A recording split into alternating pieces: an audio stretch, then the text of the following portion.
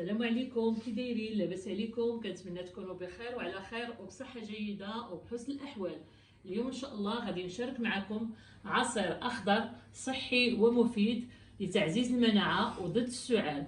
ونبداو على بركه الله.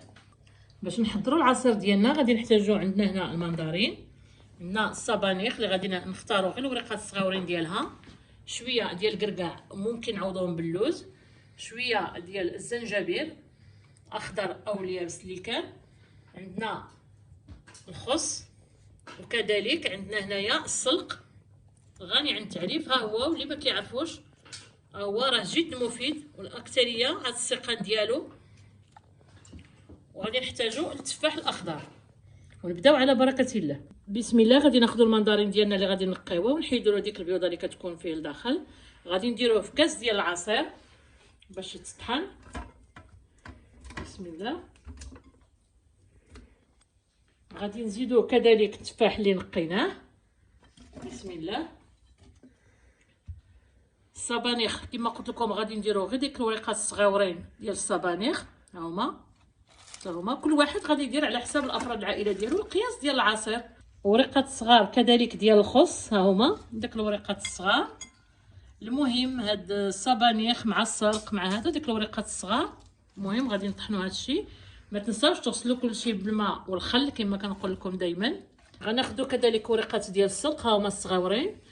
والسلق اللي غادي يبقى لنا كذلك غادي نستعملوه في اومليت ولا كما بغيتو. غناخذوا كذلك كميشه ديال الكركاع، ها هو، ولا اللوز على حسب متوفر عندنا. نديروا كل شيء في الكاس ديال المولينكس وغادي نخلطوا الكل، يعني المندرين مع الصبانيخ مع السلق مع الخس ومعلقه صغيره الزنجبيل، التفاح والكركاع او اللوز. دابا غادي نطحنوا كل شيء، خليكم معايا.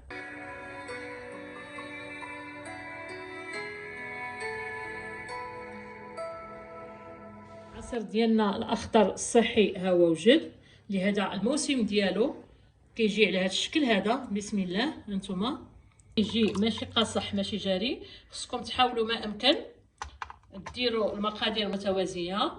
غادي نزيدو كما قلت لكم شويه ديال الكركاع. المهم اي نوع من المكسرات نتوما كتشهاوها، واللي ما بغاش يحطو هكا خاطر ممكن يصفيه صفايه غير هي المكسرات ما ديروهاش وانتوما كطحنوه حتى تصفيوه، عاد ديروا النوعيات المكسرات اللي نتوما بغيتوها. واللي عجبو هذا العصير هذا ما يبخلش عليا بلي لايك وبلي كومونتير. بالصحه والراحه على قلوبكم. استودعكم الله الذي لا تضيع ودائعه. حفظكم الله والى فيديو قادم ان شاء الله. السلام عليكم.